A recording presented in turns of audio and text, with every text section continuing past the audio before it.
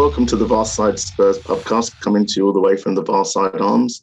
Joining me for a drink tonight and a chat about why they're all wrapped up snugly is Lee. How are we doing, Lee? Yeah, I'm communicating from my bunker, just protecting myself, really. I've got lots of beer here, and I'm okay for a number of years. Has your missus been spinning you that yarn that there's a war going on outside just to get you out of the house? Yeah, she has actually. Did she tell you she's going to let you know when you're allowed to move back in? Or yeah, and she's going to send me some food down every so often. Is she? And she's keeping you up. You've got no access to the outside world. She's keeping you updated on the news, is she? Yeah. Okay, I don't want to break it to you, but Putin got taken down about 3 days ago. He could have come out any time since then. Listen, I'm down in my pub with kegs of beer. I don't give a flying. He's going to be a bit like that. It's going to be a bit like that Russian guy after the war, isn't he? 20 years later. That's it. Yeah. Oh, no, it was a Japanese guy. Wasn't Russian, was he? Anyway. Does it take so long that he turned from Japanese to Russian? Is that what you're saying? I think in the end Merry Christmas, Mr. Lawrence. It's gone I don't know. And he's probably looking it up, actually. He's got to get his facts right. But anyway, we obviously, as you heard, we're joined by Andy, who's also coming to us from his secret bunker. How you doing, Andy? Yep, very secret in here. In fact, it's so secret I don't even know where I am. It's That's dementia, Andy. That's it is actually. Yeah. Thank you for letting me know what my name is.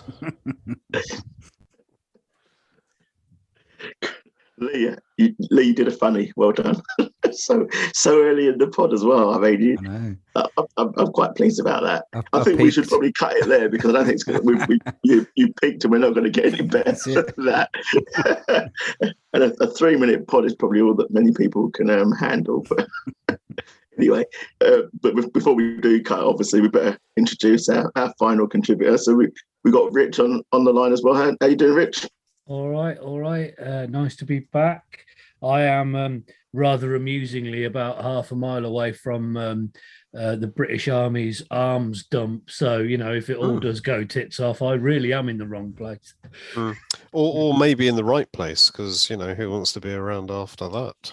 Well, my mother always used to say when I was a kid, when it was peak Cold War, she used to say, it's good. It'll be good for us because all we'll ever know about it is a bit of a flash. Yeah, probably true.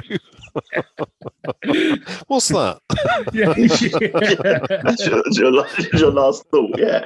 What was that? Somebody got their flash up. They need to start making more depressing cartoons like When the Wind Blows now, don't they, really? Yeah, fantastic. That's what you need, isn't it? Yeah, perfect. Yeah, I did see. So I can't remember who it was. Somebody on Twitter had started who is watching classic British films and stuff, working their way through things, and they'd rather ominously stumbled across threads the other day and are now deeply traumatized.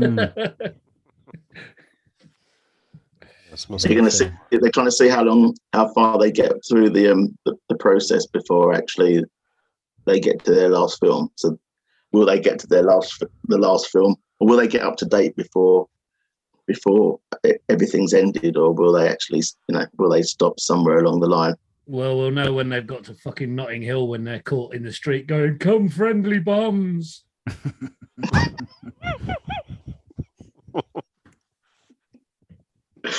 Right, okay. I think we should probably turn our attention to what we're here for. So, in fact, Steve, you've got the 1960s Spurs shirt on there, haven't you? Which height of the Cold War. So brilliant. Very, very. I have, yeah. Just decided that was what I was going to wear today. So here I am, just nice and thick. I don't need any of that stuff that you lot are wearing. But anyway, okay. So we've got 2 matches to review. The first one was the Burnley game. So we went into that obviously on the back of the City win, and Conte, on the back of Conte telling the world that he'd never worked with such a a great bunch of people, and he named an unchanged lineup. Were like Andy, I don't suppose you were surprised, I guess, with the lineup, given the outcome of the previous game. No, not at all. No, I thought the lineup was spot on, really, wasn't it? Obviously, I didn't see the game because that would be illegal, watching a game that isn't scheduled for British TV. Okay. So I didn't see any of it, which is a real shame that fans can't, considering crooks can own football clubs. Anyway, yeah, I thought it was the right decision to go with that lineup. And okay. Yeah. Okay, I mean, obviously, if you didn't see the game, I'll have to defer to other people. But Lee, I did use certain telekinetic techniques to try and tune in. So okay, but I didn't watch my stream. Yeah, I mean, I think they may be the same kind of telekinetic means I use, but my connection dropped at half time. Yeah, my telekinetic connection dropped as well about the same time. It takes a lot of energy to establish these connections, but it does actually. So all right, so we'll see if either of the other chaps have anything to input before we start go further down this rabbit hole. Lee, so yeah, I managed to get a dodgy broadband stream, so I'm going to hold my hands up and did get a dodgy stream, but it was. Okay.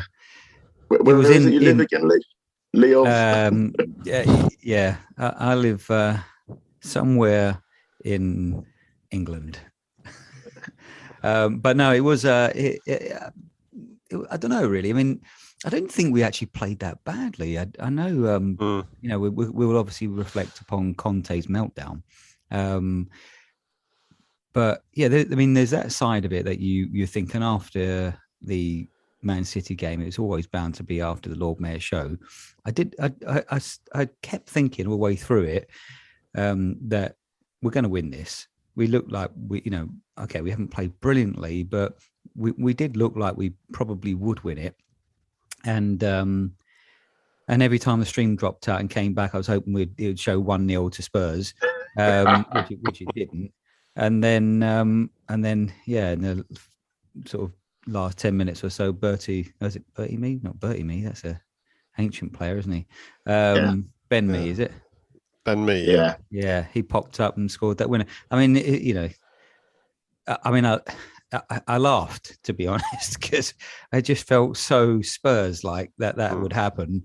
But I didn't actually feel at any point that that would be the result. I honestly did think throughout the whole game we played pretty well. I can't fault them. Yeah, I can't fault them for their commitment. So it was. I could see why he was exasperated. Yeah. Really? I mean, I'm not sure.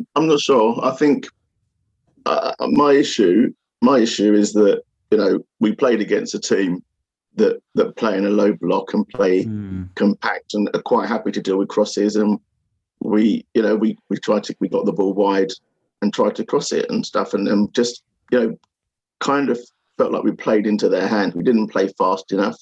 We didn't try anything different. Kane, the success we had against Man City and the success we had against Leeds, incidentally, was Kane dropping deep or players dropping deep and receiving the ball deep. There was a lot. I mean, we're going to go and talk about Leeds in a bit, obviously, but I didn't necessarily pick up these patterns in the Man City game, but I wondered if they were there. But there was a lot of players coming towards the ball as the second line, so receiving the ball with their back to the opposition goal further than the first line. So it'd come from the centre back to the high midfielders who would just set the ball back to a deep line midfielder to then play forward. And they were coming off the line to create space to do that, but we weren't. I didn't see much of that. Do you think we played badly, Steve? I don't think we played badly. I mean, I know it's a cliche. I don't think we played well enough. I don't think we played well enough, and I think, and it may be, and again, I think the first half, obviously, I I really can only really talk about the first half because I lost my connection for about 20 odd minutes in the second half and happened to turn it back on just as fucking Bertie me was towering above whoever it was, Romero to put the ball into the net. So I nearly wanted to turn the TV back up again. I thought that was naivety, and yes, you could see that Burnley really did want it. I know it's a rotten cliche, but they really did, want it, and they played well. They managed. I didn't think they played a low block though. Did you? I thought they attacked very as well. Expressive. And actually, they nearly stole a result against Liverpool. I'm not trying to justify this match because we should have won it, but I felt that okay. We might have been better, but I didn't think it was disastrous. So Conte's outpouring, I thought, was surprising, but probably born of incredible frustration because that was my major feeling from it was frustration because I think we should have won it, and typically we lost it. Yeah, we had our chances certainly to at least score, to at least draw the game. Yeah. Rich, what were your thoughts of the game? Did you see the game? Well, I mean, in a strange sort of act of synchronicity, I also only managed to watch the first half, and something really odd happened to my access but I decided to go back to work actually at half time. So with the sort of glaring inevitability that it was going to be all sort of a bit of a blowhard performance without any real chance of us winning, I kind of expected us to go up there and drop points, but I did think we were more likely to draw than lose, especially at half time. But so I didn't see the goal, and I haven't made an effort to go back and find it. Put it like that. However, I mean, I think Lee kind of summed it up pretty well there. I think if there is a problem with us, it is that it's going to be the mindset going in, having just gone up there and stolen the trousers off Manchester City, that we would possibly not have the fortitude to then have a physical battle that we needed to have afterwards. That perhaps we thought we might be able to nick chances in an opening field, which clearly was never going to happen. I mean, Burnley are on a bit of a better form run. They'd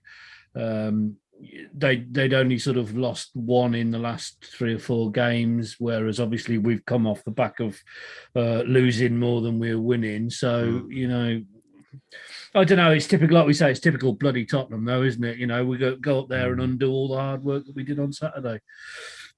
No, I think you're right.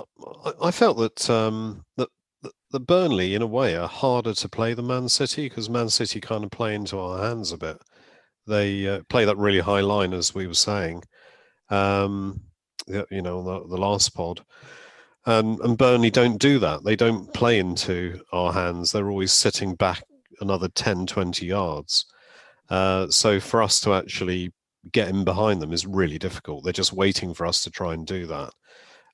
But their ability to attack is pretty impressive. Although they're not going to score a hatful of goals, they're going to try and sneak one way or another and put pressure on you. So it's a bloody tough game going to Burnley. Oh yeah, Weghorst looks like a really good signing for them as well. Does actually, doesn't he? Yeah, it does. Yeah.